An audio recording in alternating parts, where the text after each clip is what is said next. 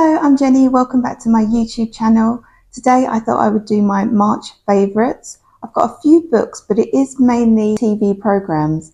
I think in the spring there's just a glut which is released, and there's been so many that have caught my interest and I'm just really enjoying watching, so I thought I'd share that with you. I think I'll start off with books first. I think I mentioned in a previous video that I'm preferring to read a proper book at night, and one of the books that I picked up was Kate Morton's The Clockmaker's Daughter.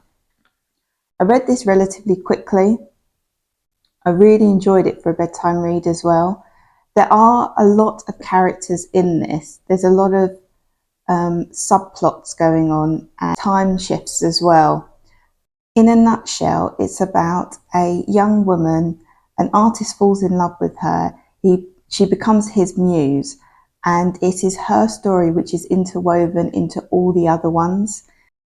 I really enjoy these types of books where it takes you into different times and different timelines. It keeps your interest, and also because I was picking up of an evening, it was nice when you ended one bit of the story and then started on someone else, someone new, so you weren't having to jump back into that story. There was something new to process. I just really enjoyed it, and I think I'll definitely be buying her Homecoming book. Really enjoyed the writing, really descriptive and engaging. Just thoroughly enjoyed it, so I would definitely recommend. The other book I read this month, which I know I've spoken about quite a bit, was The Unexpected Path of Miss Jane Austen. I read the first book in February when I was ill with the flu, and this is the follow-on from it. I probably enjoyed this one even more because it goes back to Jane Austen's time, back to when she was living in Charleston, and it was fantastic to be able to walk around her cottage and experience what life was like for her then. It's a very light read, it's a very light plot. So a little bit about this book is the main character, Rose. She originally, in the first book, helps Jane Austen get back to her time.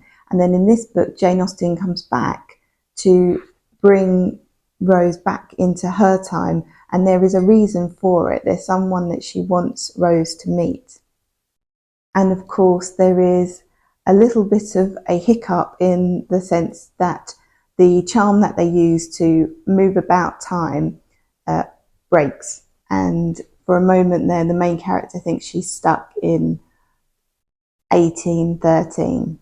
Yeah, if you're looking for a very light read, nothing that is going to cause you any sort of trauma whatsoever, this is the book for you. I have to say I really did enjoy it. And finally, there was an audiobook that I listened to this month called The Honjin Murders by Seishi Yokomizo. Obviously my Japanese is not all that good, but I loved this. This was absolutely brilliant. It is a trapped room murder mystery. So there's two people who have died in a room, all the doors are locked. Snow has just freshly fallen, there's no footprints, no one has been in this room, and they have to solve how these two people have died or how they have been murdered. It is brilliantly written. The narrator is a murder mystery writer, so this is how he says he comes by the story, and it is through his investigation, through his reading of past notes and such, that he relays the story and how it is solved and what the mystery is. It's set in 1937, but the story is actually related after the Second World War, so there's also some comments on that as well, and the psyche of the country and what's going on, how they're building themselves. Yeah, a really interesting listen, and I think it was better as an audiobook for me because obviously I'm not going to be able to pronounce a lot of the Japanese words.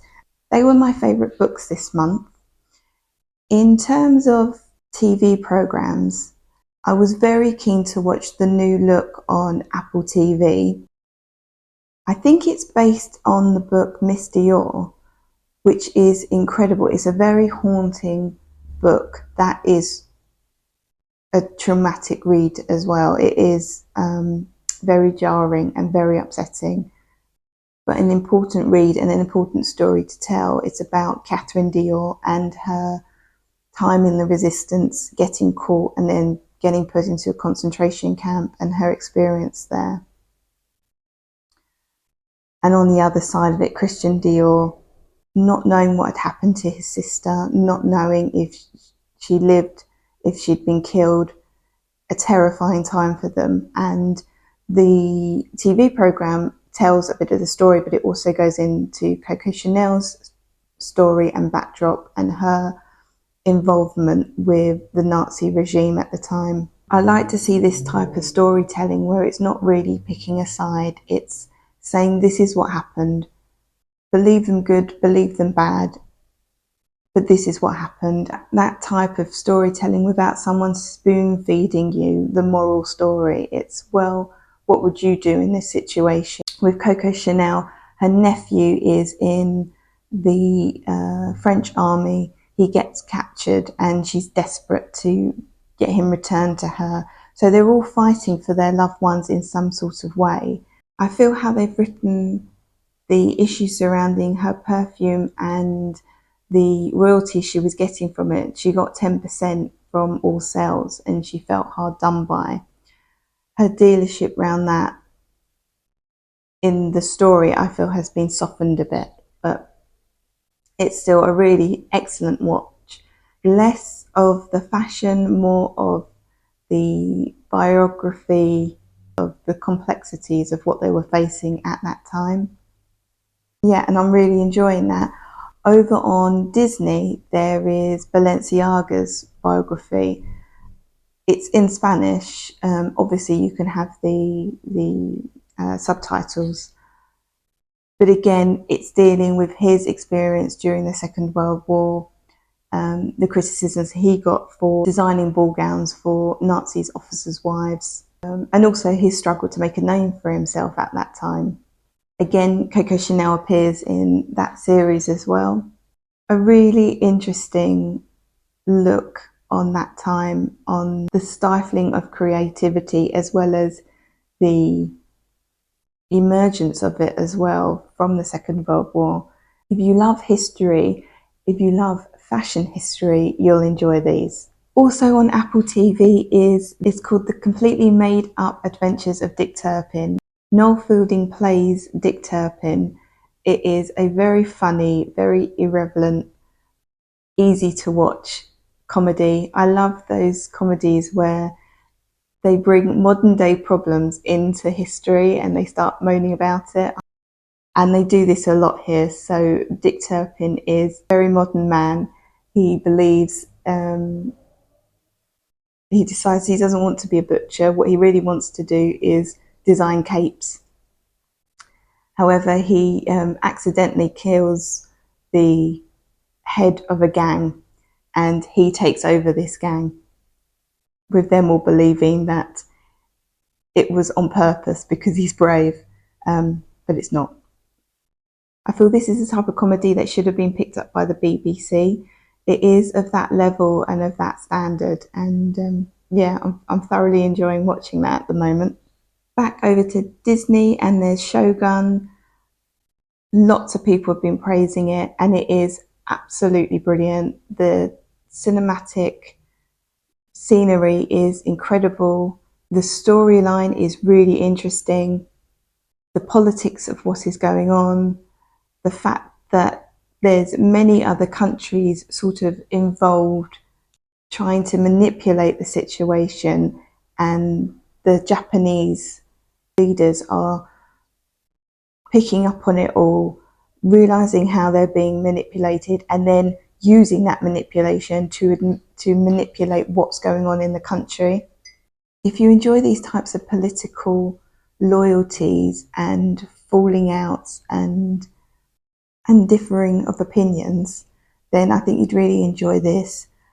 Of course, then it would like all politics, the ramifications of these types of alliances, succeeding or failing, often resulted in war, and civil war at that. So that's what it tends to be building towards. Whether it'll go there, I don't know. I think I'm on the 4th episode now.